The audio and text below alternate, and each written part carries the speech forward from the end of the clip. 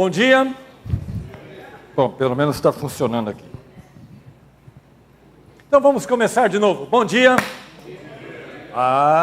Já melhoramos, hein? Já melhoramos. É isso aí, cara. Tem uma vantagem aqui, né? É isso aí. Muito bem, muito bem. Nós estamos estudando, então, nesses últimos meses, né? Digamos assim, o governo de Deus e o desgoverno humano, né? Nós vamos acompanhando, principalmente, os textos, os livros, as pessoas, os personagens que temos visto no Velho Testamento, e parece que aquilo é uma bagunça que não tem rumo, mas a gente vai acompanhando e nós vamos vendo que Deus está no centro da história, dirigindo a história, cuidando das vidas de pessoas que, entre aspas, felizmente erram como a gente, né?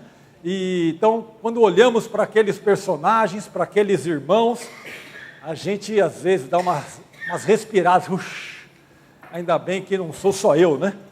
E nós estamos agora nos últimos domingos, focando um pouquinho mais a vida do Davi, né? O rei Davi, ele, por toda a palavra de Deus e no Novo Testamento, apesar de ele ter vivido tanto tempo atrás, no Novo Testamento ele está super vivo, em função das promessas que Deus fez para ele, através dele, e ao olharmos a vida dele, a palavra de Deus coloca assim, um homem segundo o coração de Deus, não é? Mas a gente vai olhando a vida dele e a gente vê que há muitos acertos, há erros, e Deus vai conduzindo a história e mostrando a sua bondade, a sua graça, e mesmo pessoas frágeis como ele e como nós, Deus vai mostrando o seu plano de salvação, de redenção, de restauração, de disciplina, de discipular também, de ensinar, e hoje nós vamos ver mais uma face da vida dele. Na última aula, o Iberê compartilhou daquele momento que foi assim, muito chave, quase que um divisor de águas na vida dele, quando ele tem aquele encontro, entre aspas, amoroso com Batseba, e ali a vida dele familiar e também a vida dele como rei vai ter uma guinada para baixo. E ali então começa uma história dura, pesada, de disciplina e muito triste da vida dele. Mas mesmo assim, com tudo isso, Deus esteve ali e estava ali presente com ele, atuando, restaurando, consolando, mas Deus estava ali também disciplinando e mostrando que erros têm consequências, omissões têm consequências, ações têm consequências, e essas especificamente têm muito a ver com o erro dele. Nem sempre nós estamos vivendo num deserto tem a ver diretamente com erros pessoais nossos. Mas outras vezes, a gente está colhendo o fruto que plantou. Aqui nós vamos ver na vida de Davi algo muito semelhante a isso. De novo, não é porque estamos passando por dificuldades que significa que isso é fruto de pecado nosso. A Bíblia é muito clara sobre isso. Mas também é muito clara que, como diz o ditado, quem planta vento colhe tempestade. Não, acho que é o ditado que eu aprendi lá na Big White House. Não é? E lá nós aprendemos isso, que há muitas consequências, que às vezes são frutos dos nossos erros. Então nós vamos orar agora, nós vamos pedir que Deus nos oriente e que Deus abra a nossa mente, a nossa cachola, para que a gente aprenda, para que a gente cresça, para que a gente então hoje saia daqui falando, puxa vida, esse Deus é batuta mesmo, e eu quero segui-lo e aprender com ele mais e mais. Vou pedir a dona Lígia que ore para a gente.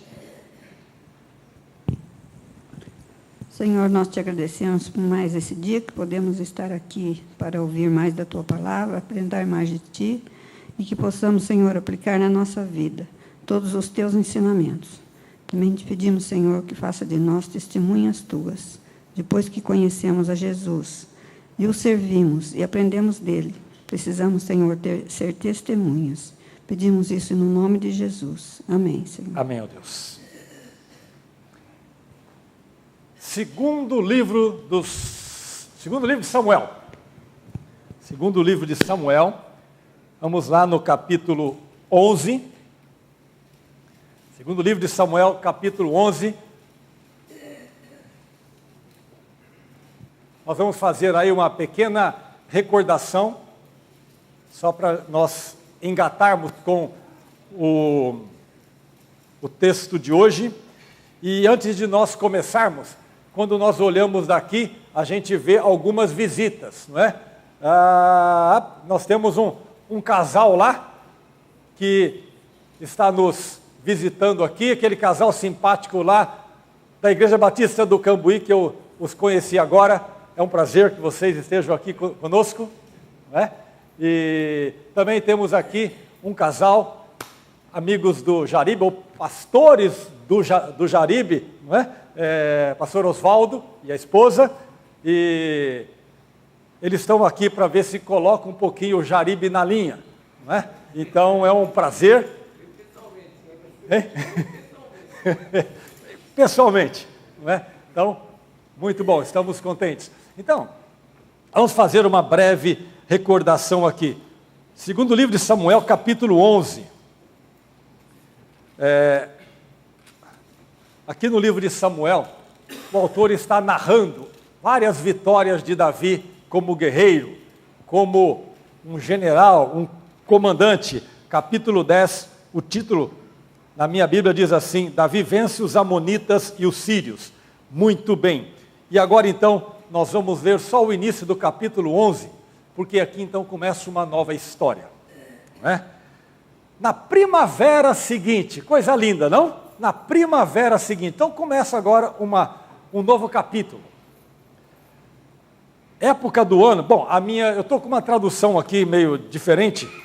Essa Bíblia aqui foi uma das heranças da minha mãe, então, nova tradução na linguagem de hoje. Então eu vou ler, os irmãos podem acompanhar aí, vou ler somente alguns versículos do capítulo 11. Na primavera seguinte, época do ano em que os reis costumavam sair para a guerra, costume gozado, né?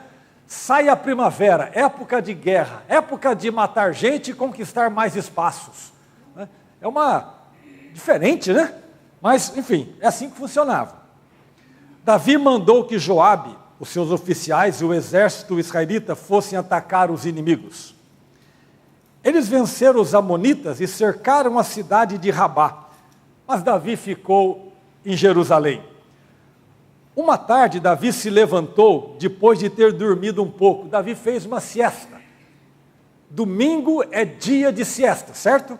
Mas aqui me parece que não era domingo nem sábado, e Davi tirou um cochilo após o almoço, vida tranquila, sossegado, não tinha muito o que fazer, ele foi passear um pouco na varanda.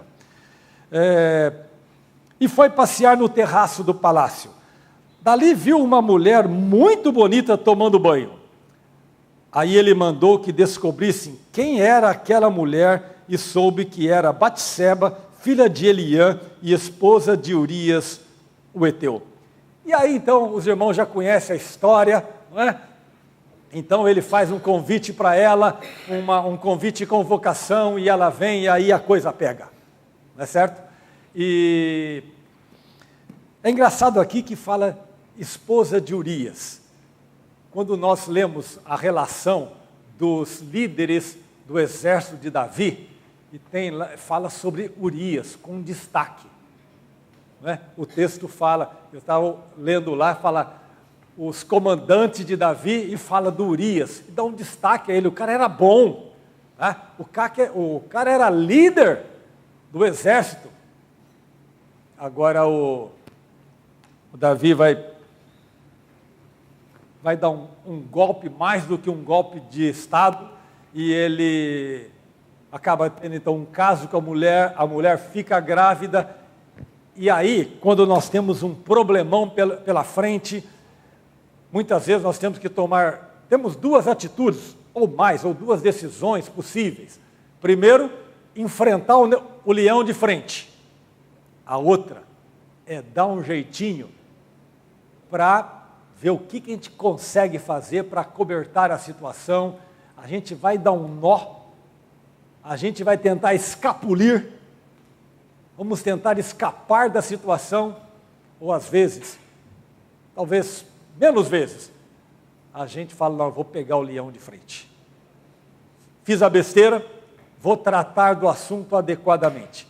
Davi não fez assim, falou, olha, tenho uma ideia brilhante, vou dar um jeito de matar o marido. Não, vou trazer o marido, ver se eu consigo contornar a situação, jogo o marido dentro da casa dele lá, e depois o marido fica como o pai da criança. Mas, gente, às vezes a gente quer dar um nó e não dá certo, né? E esse caso aqui, ele traz o marido respeitando profundamente os amigos que estavam na guerra, fala, não vou para casa, de jeito nenhum. E o plano do Davi não deu certo. Aí, no final das contas, o Davi dá um jeito de matar o cara, né? O Davi já era rei há bastante tempo, né? Já era rei de Judá e rei de Israel, rei de todo o país, mais de 20, 25, 30 anos que ele já era rei, né? Israel é o grande líder da região. Os povos ao redor pagavam impostos, pagavam tributos para Israel. A situação econômica, financeira de Israel era muito boa. Então, o momento era muito bom para aquele povo, né? Davi era firme para que o povo seguisse a Deus. Davi já tem uma prole incrível. Davi, nos primeiros 7 anos dele, ele tinha 5 ou 6 mulheres, e fora as ajudantes lá, mas principalmente 5 ou 6 mulheres, e ali fala o filho de cada uma. Aí depois ele vira então, a partir do 8º ano do reinado em Judá, ele vira rei de todo o Israel. Aí fala então que o bicho teve filho para tudo quanto é lado, filhos e filhas. E é engraçado que Davi teve 5 filhos com essa Batseba. O cara deve ter ficado numa paixão desgramada. Ele tem 5 filhos com essa mulher. O primeiro morre, mas depois ele tem mais 4 filhos com ela. De fato, né, ele se envolveu com Batseba de uma forma, acho que muito intensa, né? Tudo certo aí em cima, né? Aí agora, depois que acontece esse evento com a Batseba, o profeta Natã vai falar com ele. Mandado por Deus. O profeta Natã vai lá, dá um tranco nele, com classe, de uma forma que o Davi se auto-julga, se autodenuncia e, vamos dizer assim, e se autocondena. Então Natã vai lá, isso é recordação, ok? Pode passar o próximo slide, nós estamos com um probleminha na bateria então por isso que eu vou ficar pedindo às vezes para passar o slide, né? Davi,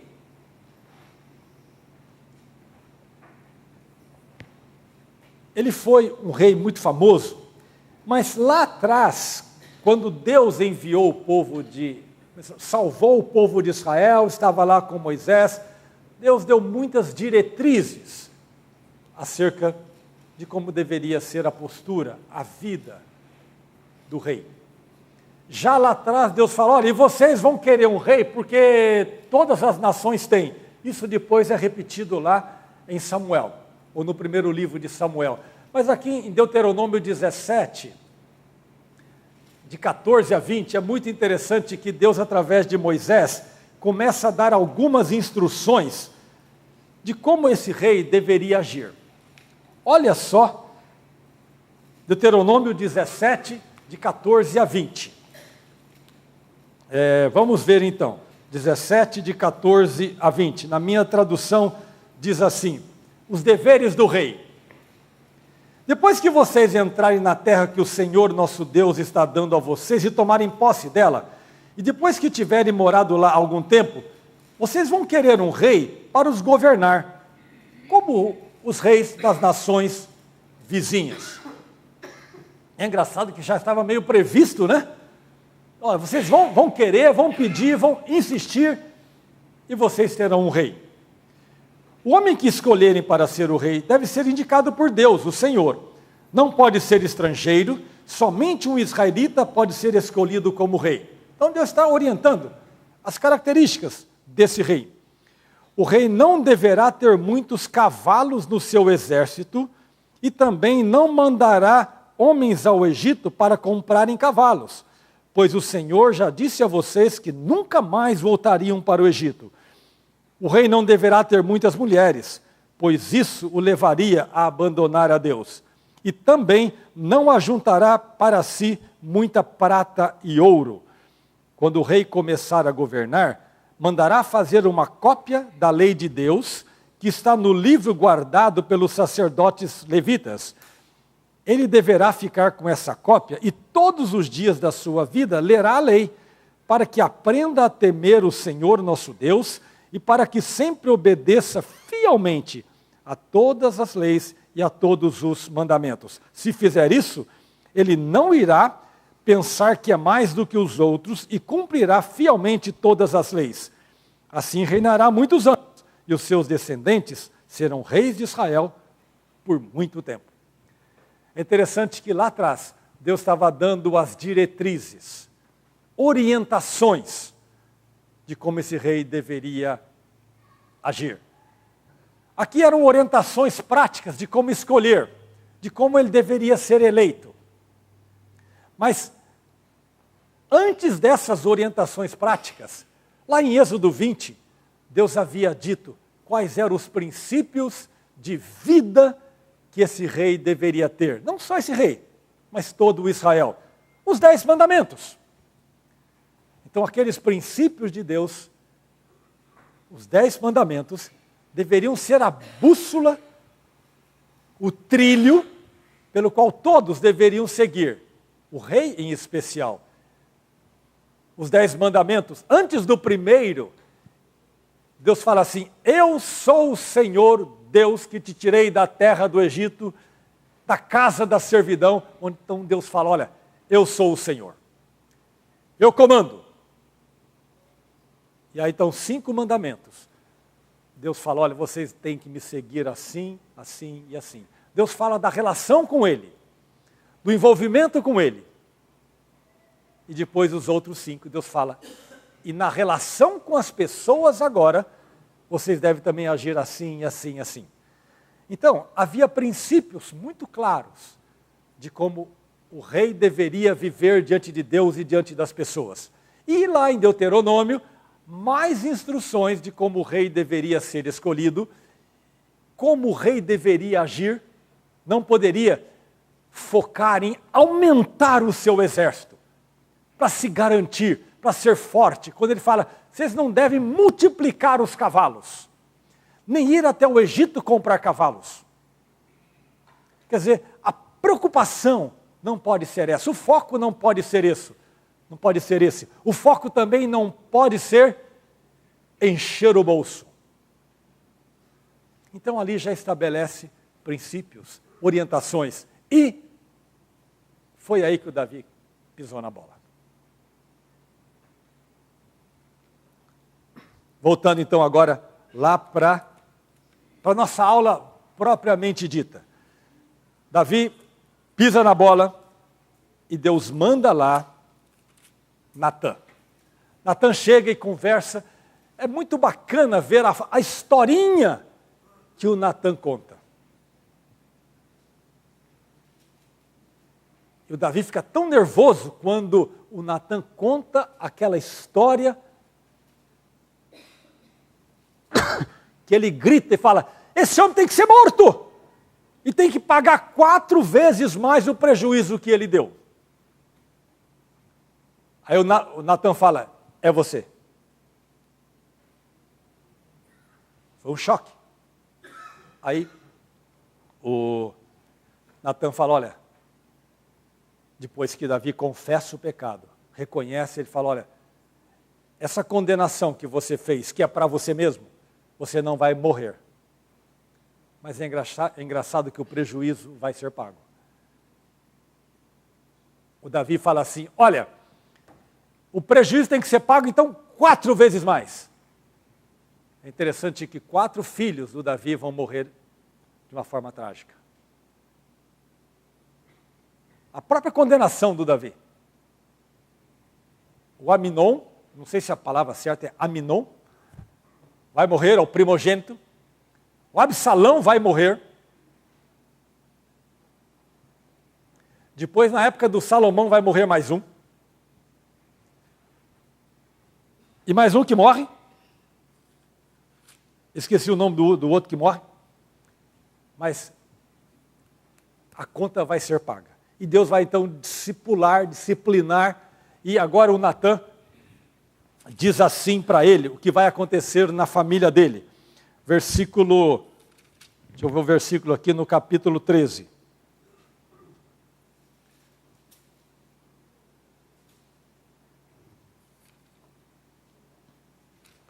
Quem me ajuda aí? No capítulo 13. Pode passar o próximo slide, por favor? Versículo 10. 12 e 10. Portanto, porque você me desobedeceu e tomou a mulher de Urias, sempre alguns dos seus descendentes morrerão de morte violenta.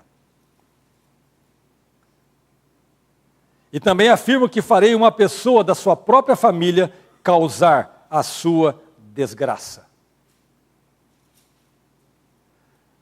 Aqui começa então uma derrocada tremenda da vida da família do Davi, como disciplina de Deus.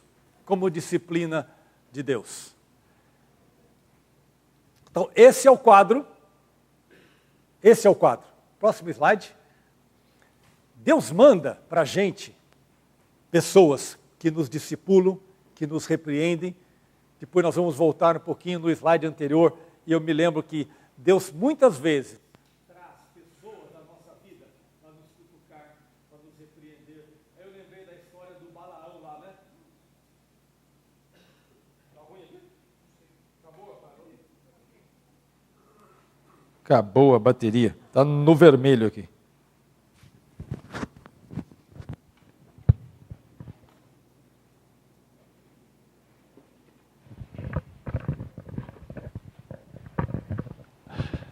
Deus sempre manda pessoas que vão, por instrumentação de Deus, por ação de Deus, ser instrumentos de Deus para trabalhar nas nossas vidas. E uma vez em Israel, ele arrumou até uma mula. É ruim, né? Quando Deus tem que até arrumar uma mula para falar com a gente, é porque a coisa está feia do nosso lado, né? Mas a verdade é que Deus, como Pai, Ele trabalha. Então preste atenção no que Deus muitas vezes está falando através de pessoas para você, muitas vezes através da palavra de Deus, outras vezes através dos seus guias espirituais, outras vezes através da palavra, não importa. Deus é muito criativo e Ele traz pessoas à nossa vida para nos ensinar, para nos discipular. E 3 versículos que eu coloquei aí em 1 Samuel 12, né?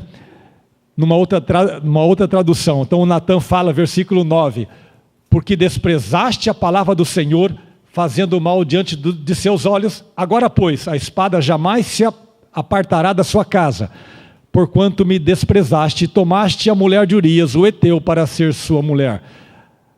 Assim diz o Senhor, eis que suscitarei da tua própria casa o mal sobre ti. Então os filhos vão começar a se degladiar, os filhos vão começar a se matar. É o quadro da família dele pelo erro de um pai que ficou desatento à palavra de Deus, que pisou na bola e que se deixou guiar pelas emoções, pela paixão. Para frente eu vou colocar uma palavra que é meio pesada, né? Mas às vezes nós entramos no cio e ninguém segura a gente. A gente quer porque quer fazer do nosso jeito. E o próximo slide entra então no que vai acontecer na vida desses filhos. Vamos voltar então atenção para o capítulo 13. Capítulo 13 e 14, diz assim: Aminon e Tamar. Absalão, filho de Davi, tinha uma irmã muito bonita, que se chamava Tamar. Outro filho de Davi, chamado Aminon, apaixonou-se por ela. Esse Aminon era o filho primogênito, filho de Ainoã. Ele estava tão apaixonado que até ficou doente. Esse negócio é antigo, não é? Esse negócio é antigo. O cara fica apaixonado, ou ela, e ela não tem nada mais importante na vida. A única coisa que é importante é aquela pessoa. Isso cega. Não que o cara sossega, mas isso cega o cara. Aminon pensava que era impossível possuir a sua meia-irmã. Ela era virgem e por isso não tinha o direito de se encontrar com nenhum homem. Mas Aminon tinha um amigo muito...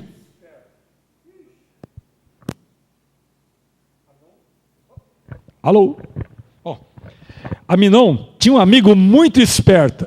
Mas amigo é um negócio bom, né? Chamado Jonadab, filho de Simeia, irmão de Davi. É um primo. O cara tinha um primo muito legal, aquele primo esperto, inteligente. Ele falou: olha, deixa comigo. Aí montou um plano. Você finge que está doente, aí você fica lá bem abatido,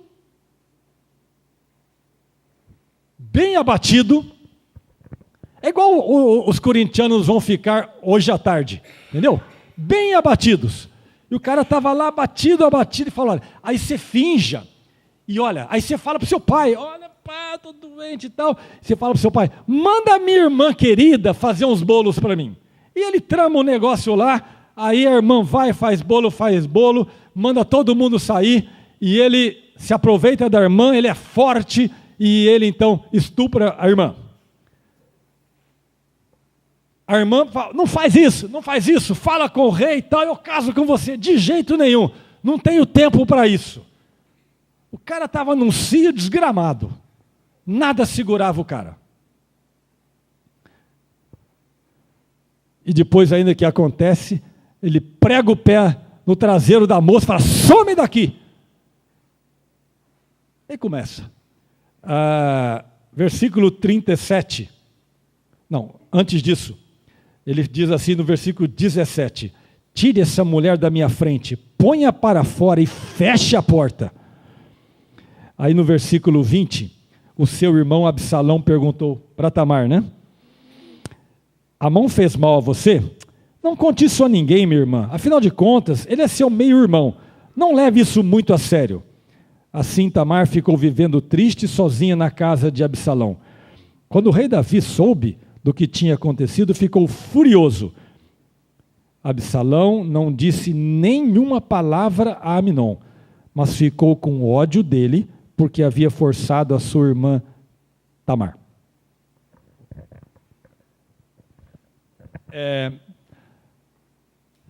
Uma história, uma besteira vai puxando outra. O Absalão agora vai ficar num ódio e vai preparar a morte dele, a morte do seu irmão. 2 anos depois, durante 2 anos, o Absalão ficou cozinhando aquele ódio, cozinhando aquele sentimento, e depois de 2 anos, ele dá o golpe. Ele mata o irmão, ele monta uma festa, convida os irmãos,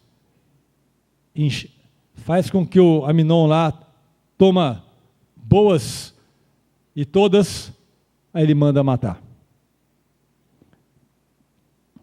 É interessante, voltando só no detalhe das amizades, né? Esse Abinadab, esse primo dele, no evento onde o Absalão mata o irmão, ele está lá perto do tio, do Davi. E alguém chega: mataram todos os seus filhos. O Abinadab fala: não, está errado. só matou o Aminon. O pessoal aí está enganado. Até porque o Absalão, depois que aconteceu o evento lá com a irmã dele, ele já estava com uma cara e todo mundo sabia que ele ia fazer isso. Parece que só o Davi não sabia. É uma história antiga isso. Eu não sabia de nada. Isso, olha, é antigo isto. O Adão também, mais ou menos, disse, eu não sabia de nada, não fui eu. Eu não tenho controle sobre a situação.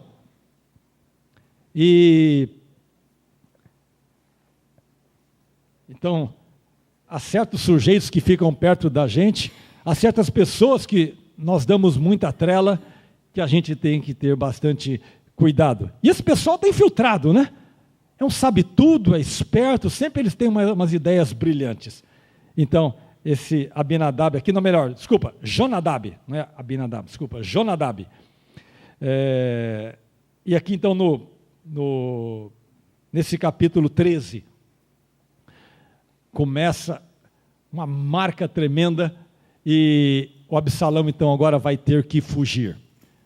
Mas é interessante que, olha só no versículo 36, melhor, 37, Absalão fugiu, capítulo 13 de 2 Samuel. Absalão fugiu e foi ficar com o rei da cidade de Gesur, chamado Talmai, filho de Amiúde, e por muito tempo Davi chorou a morte de seu filho Aminon. Absalão ficou 3 anos em Gesur. Então o rei Davi começou a sentir muita saudade dele, pois agora já estava conformado com a morte de Aminon. Absalão fugiu.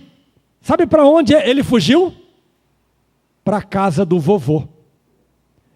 Esse rei aqui era o pai da mãe dele. Fugiu para a casa do vovô, da vovó, passaram a mão na cabeça dele, ficou lá no bem bom. Todo mundo sabia que ele estava lá. E o Davi não mandou buscá-lo. Não mandou buscá-lo para tratar o assunto. Da mesma forma como ele fez com esse Aminon. Próximo slide. É muito engraçado que nessa história do Aminon, o texto diz lá que o Davi ficou super bravo quando o Aminon fez isso com a moça. Ficou super bravo. Mas foi tudo o que ele fez. Fez vista grossa, ficou injuriado. Deve ter durado 12 horas a fúria dele. E deixou por isso mesmo. Recapitulando, Davi vem quebrando princípios.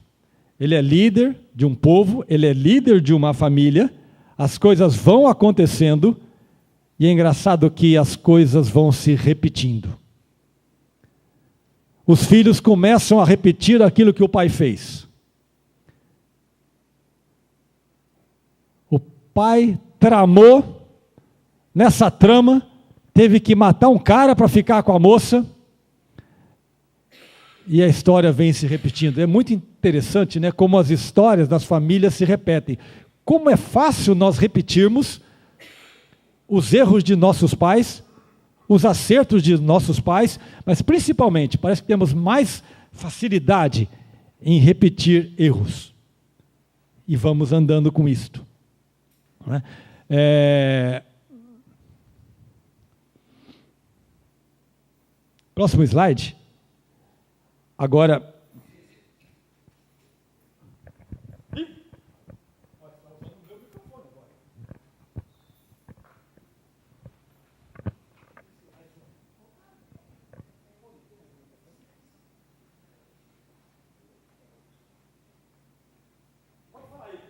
Cícero,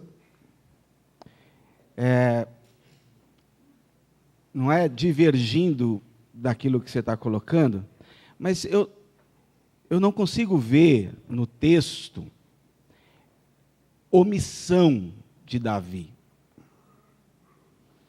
Eu acho que essa posição histórica que é colocada por vários escritores, quando pegam esse texto do capítulo 13 em diante, até o capítulo 17, até o capítulo 18, falando da vida dos filhos de Davi, eles sempre colocam isso como omissão.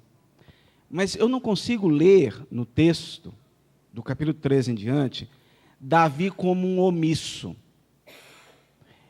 Eu acho que a Bíblia, o próprio Deus, não o coloca como omisso, não o apresenta como omisso. Se nós colocarmos em comparação, Davi não é repreendido por Deus por causa das atitudes dos filhos, como Eli foi. Eli foi repreendido diretamente por Deus. Deus falou para Eli: você está sendo omisso com os seus filhos, e eu vou tirar a vida dos seus filhos, e vou tirar a sua vida também, e não vai ficar nenhum sacerdote, nenhum profeta, nenhum juiz no seu lugar, porque você está sendo omisso com os seus filhos. Samuel também foi repreendido pelos líderes, porque os filhos de Samuel se tornaram corruptos. Os filhos de Eli se tornaram imorais e corruptos. Os filhos de Samuel se tornaram corruptos. Até que os líderes que lideravam junto com Samuel chamam Samuel e falam assim: olha, não dá para continuar a sua dinastia de sacerdote e de profeta, porque os seus filhos não seguiram os seus caminhos. São corruptos. Quando chega Davi, o texto sagrado não diz nenhuma vez que os líderes religiosos e nem que Deus repreende Davi por causa dos filhos. Mas no capítulo 12 diz que o que está acontecendo é consequência, como você colocou no começo. Então eu não vejo nas Escrituras que seja uma omissão, mas que seja um conformismo. Como Davi foi, pelo profeta Natã, repreendido, e Deus disse: olha, os seus filhos vão sofrer as consequências. Os seus filhos vão morrer por causa disso. Como você colocou, os 4 que morreram. Aminon, Absalão, Adonias e o outro, Rehoboam. Morreram. Eles vão morrer, porque vai se pagar 4 vezes por causa da segunda lei. Né? Mas não é omissão, é conformismo. Eu estou conformado que isso vai acontecer, porque isso já é um decreto de Deus. É uma conformidade com a disciplina de Deus. E uma outra coisa que me faz ver, 2 outras coisas me fazem ver que não é omissão de Davi, porque Davi, ele escreve 2 salmos. Perfeito. O Salmo 3, falando sobre Absalão, e é Absalão que defende a tese da omissão. Quando Absalão se levanta contra o Davi para fazer uma insurreição e se colocar no trono, né? É Absalão que diz: olha, meu pai não faz nada por vocês, meu pai não toma iniciativa, meu pai não faz isso, meu pai não faz aquilo, e eu estou aqui para ouvir vocês, como se fosse, né, o cara Salvador da pátria. Mas Davi coloca a vida de Absalão nas mãos do Senhor, quando ele faz isso no Salmo 3 e no Salmo 35. Olha, como cresceram os meus inimigos, muitos são os meus adversários, muitos se levantam para dizer: não há salvação para ele em Deus. Mas tu, Senhor, é o meu escudo, a glória e a força para vencer. Ele está falando de Absalão, não está falando dos... Porque o povo estava em paz naquela época. Então é sobre Absalão. E no Salmo 35 ele diz assim: eu coloco os meus inimigos nas tuas mãos, para que o Senhor os mate. No Salmo 35. Então, é aquela situação em que ele tem um filho de 35 anos, que é Absalão, e ele fala assim: já tem um decreto de Deus que eu vou sofrer essas consequências, e meu filho está com 35 anos, o que eu vou fazer? Vou matar ele? Eu vou matar ele? Então não é uma omissão, no meu ver, é uma conformidade com a disciplina dura e terrível que Davi sofreu na situação. Agora nós temos que começar a fazer a pergunta: por que Deus mata os filhos, mas não disciplina duramente nos filhos e não especificamente em Davi? Ok? Obrigado. De fato, isto é muito claro. Em nenhum momento, não é, nós temos um profeta, nós temos alguém dizendo, Davi, você foi omisso, não é? Mas eu faço a leitura da conformação, sim, porque Deus falou, vai haver disciplina, vai haver tragédia e vai haver morte terrível, morte trágica, ok? Mas, por exemplo, no caso desse Aminon, aquilo foi um negócio terrível, ele estuprar a irmã. Agora, daí a ele simplesmente conformar, então de fato, não há ninguém dizendo, Davi, você pisou na bola, ficou quieto. Mas eu acho que a minha leitura, né, nesse caso, a minha leitura vai um pouco além. Eu acho que cabia sim ali uma atitude dele com esse Aminon, não é? E até porque o povo deve ter ficado só olhando, né? Vou ver o que o cara vai fazer. Pô, dentro da própria casa, ele não faz nada. Então, acho que, assim, eu vejo que ele não pegou a coisa para tratar. Não queria mudar a consequência, aquilo que Deus havia dito que iria acontecer. Que se Deus disse que iria acontecer, gente, fim de papo, né? Mas a gente não vê nenhuma ação dele. Esses 2 anos que o Absalão ficou cozinhando aquele ódio, que pelo jeito ali, não só aquele, vou falar o nome dele, Jonadab, né? Sabia, ele falava, mas todo mundo sabia. Não é? Mas a verdade é que começa ali então uma ação dura de Deus, de repreensão, não é? E Davi vai sofrer, e o povo vai sofrer, porque o líder não andou segundo os princípios de Deus. E aonde nós estamos, nós somos líderes. Em casa, fora de casa, na comunidade, no nosso bairro, no nosso condomínio. As pessoas estão nos olhando. Então é importante que nós estejamos bem, assim, antenados com aquilo que Deus tem nos ensinado.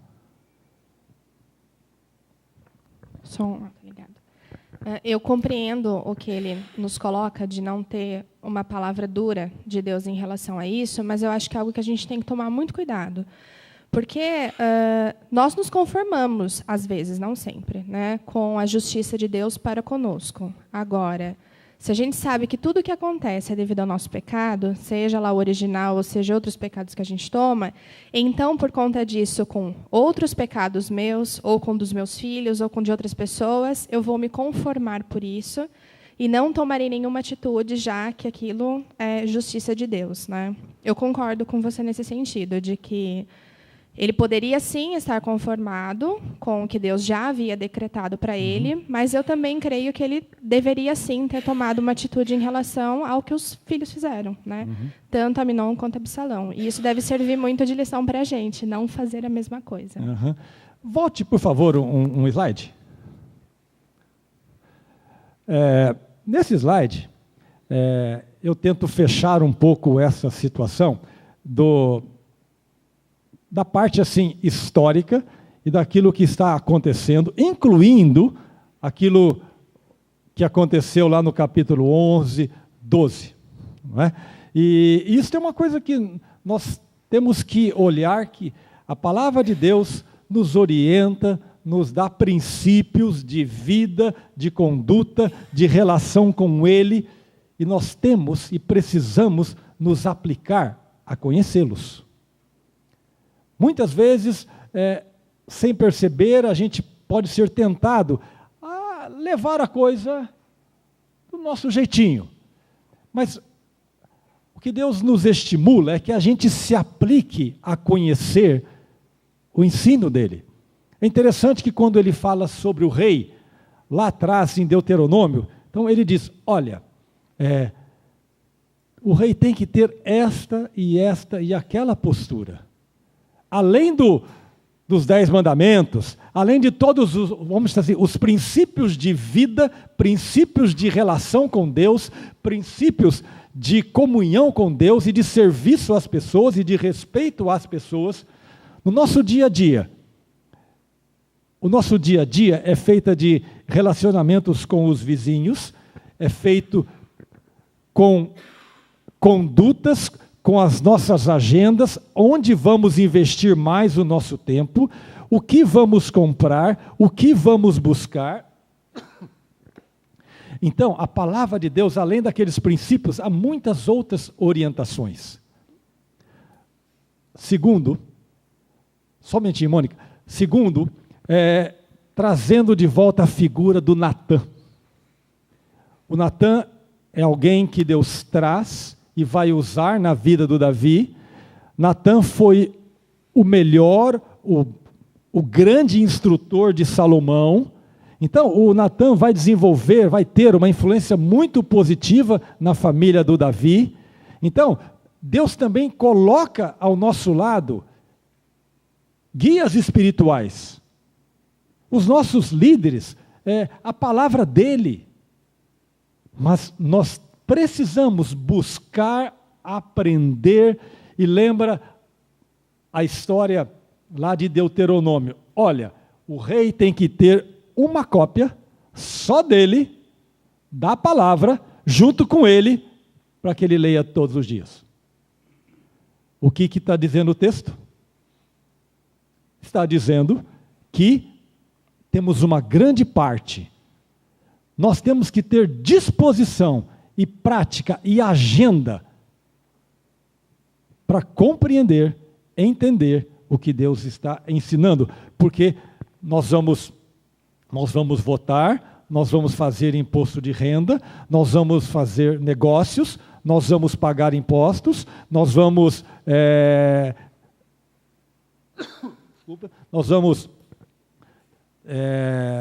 estar lá no nosso condomínio, vamos ser o diretor, o presidente do condomínio, o síndico. A gente não vai poder ficar fugindo. E aonde nós estamos? Nós precisamos de orientação da palavra, para que ali nós estejamos agindo conforme a palavra.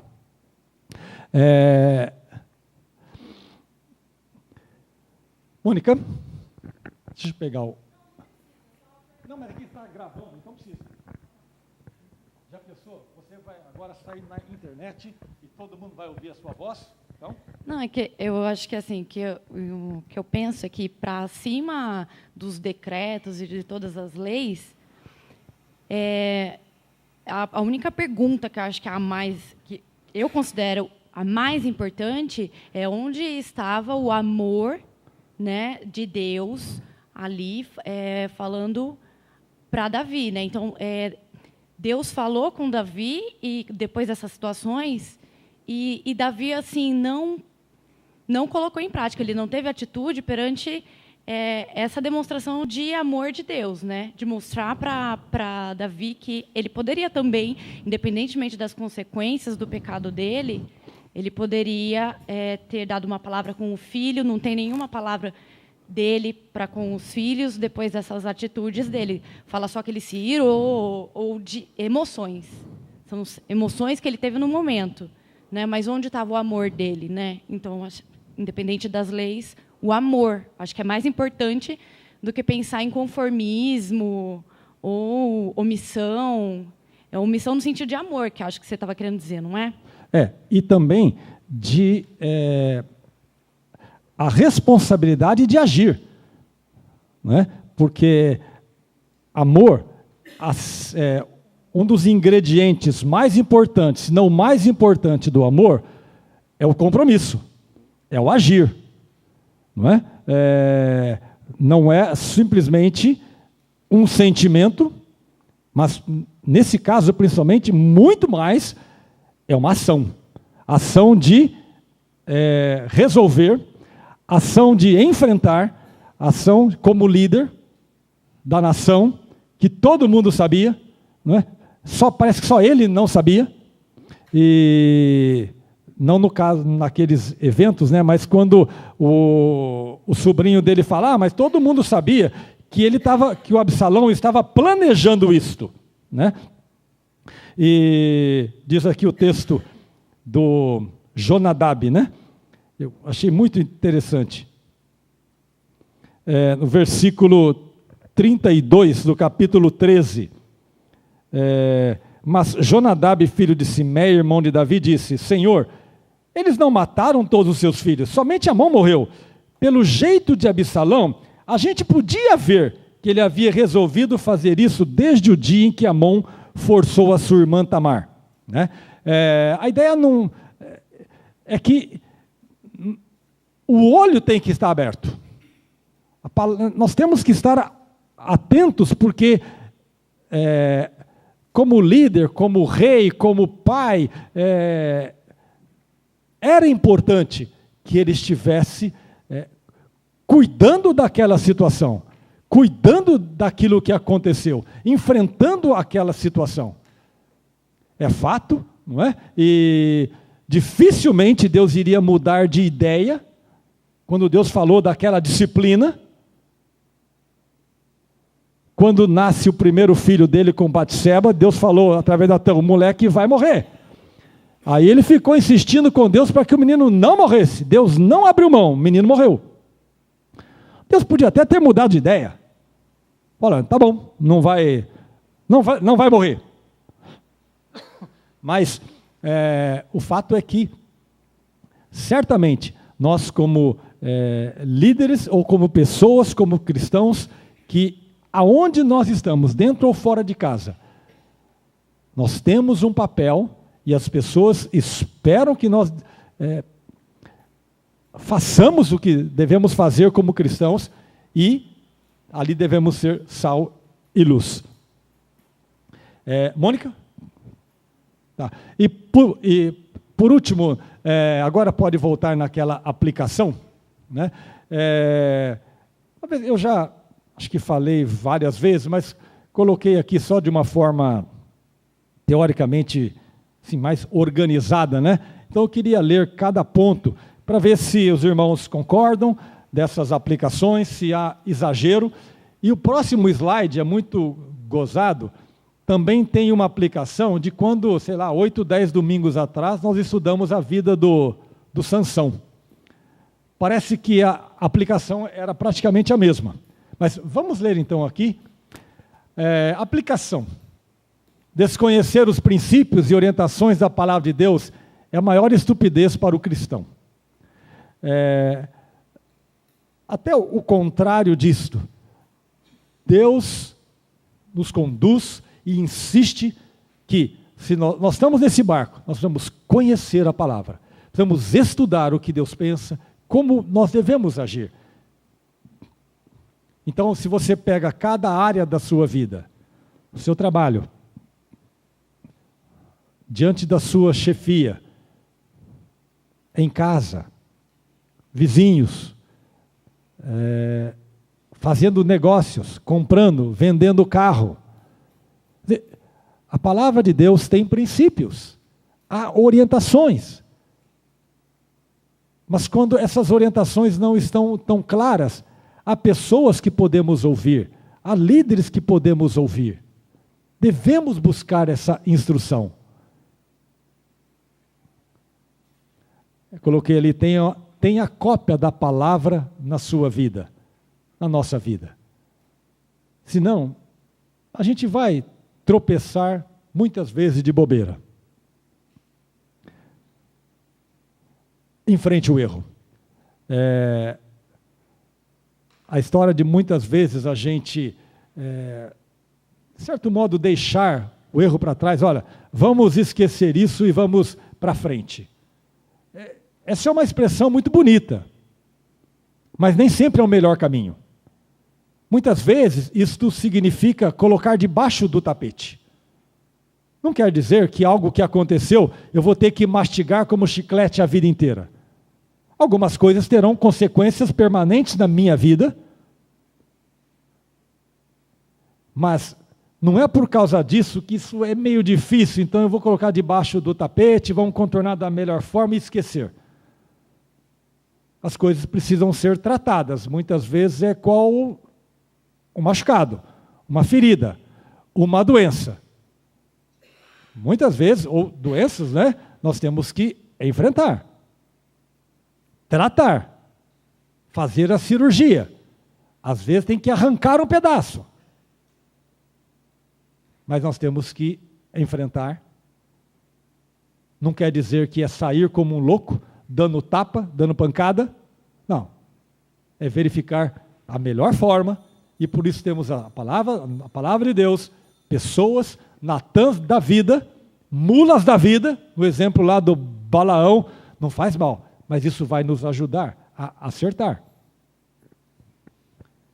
Procure a instrução dos guias espirituais. E a pergunta aí, na hora, lá eu não achei, eu estava com o teclado errado lá, não sei, eu não achei o ponto de interrogação, né? Então, quem são seus conselheiros? Né?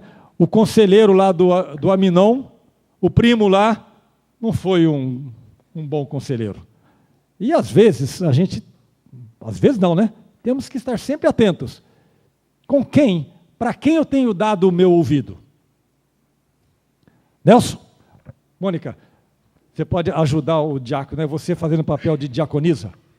Próxima vez eu vou votar em você, viu, Mônica? Como diaconisa. Mas na prática, o que você acha que Davi deveria ter feito com Amnon?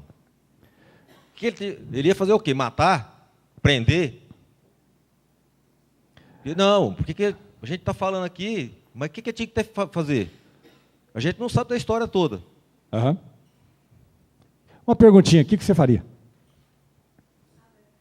Como filho é o que acontece no dia a dia. Você tem na família um filho que dá problema com droga, você fica tentando levar ali, né? O que ele poderia fazer? Com certeza ele estava fazendo uma coisa. O que esse Jonadab, ele é que tramou tudo lá com Aminon. Sei. Aí ele dá o conselho também, não serve para nada, porque ele estava lá tramando para os dois lados, né? Eu acho que a opinião dele não vale muito. Parece que Davi estava quieto. Não estava. Com certeza estava tentando resolver o problema lá, que não está escrito tudo aí. De fato, nós não sabemos com detalhe, né? Venha um pouquinho para cá, senão o microfone não chega aí. É interessante. O que é que o Davi poderia ter feito? Bom, nós não sabemos se ele fez alguma coisa. O Zé Jorge é bravo, eu acho que ele vai chegar batendo. Não, eu sou convertido. Eu sou convertido em Jesus, eu sou gente boa. Mas eu acho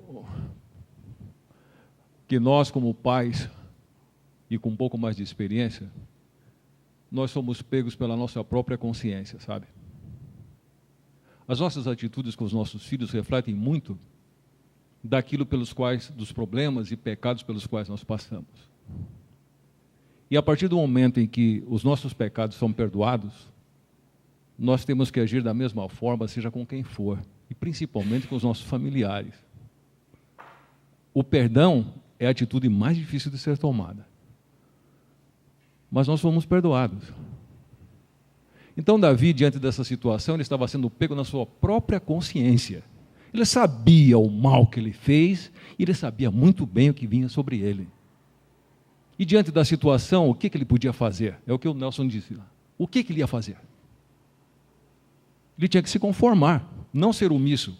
Porque está escrito que durante 3 anos ele ainda perseguiu Absalão, ele só desistiu de perseguir depois de 3 anos. Então ele não ficou omisso com relação a Absalão também. Sabe? Então eu acho que o que nos pega na nossa vida são as experiências pelas quais nós passamos. E nós, como cristãos, nós sabemos do peso das nossas atitudes corretas e sabemos do peso das nossas atitudes erradas. E nós sabemos o que isso pesa. Ainda que perdoados, nós não nos esquecemos. E nós nos lembramos, meu Deus, eu já fiz isso, eu já passei por isso, eu já sofri isso. Eu acho que é por isso que nós somos pais, não é? Porque nós temos experiências, vivências, e o nosso confronto maior tem sido com Deus, graças a Deus. E é como Davi diz lá no final do livro, eu prefiro cair nas mãos do Senhor, porque Ele tem usado de misericórdia para comigo. É só por isso, meu irmão. Não tem jeito. Sabe? Cair na mão dos meus inimigos, não. Deus é misericordioso. E essa é a visão de Davi. Davi sabia da misericórdia de Deus sobre a vida dele, apesar do Davi ter feito o que fez. Mas ele sabia das consequências. Sabia das consequências o tempo todo.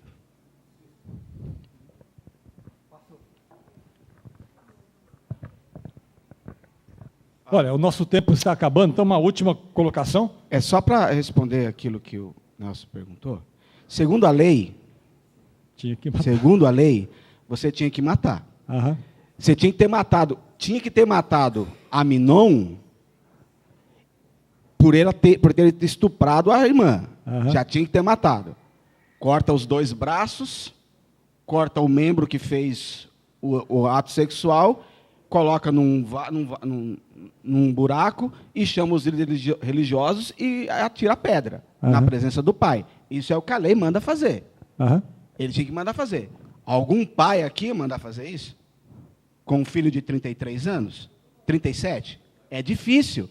É difícil até para o rei. Aham. É difícil. Absalão, a mesma coisa. Tinha que mandar matar. E a Tamar tinha que ser colocada para fora de casa porque ela se tornou uma prostituta. Ela tinha que ser colocada para fora. Por isso que ela vai ficar na casa do irmão, morando, e não vai casar mais. Porque ela se tornou uma prostituta. Esse é o drama que Davi está vivendo. Ele tem que matar Aminon, a filha virou uma prostituta, e ele tem que matar Absalão.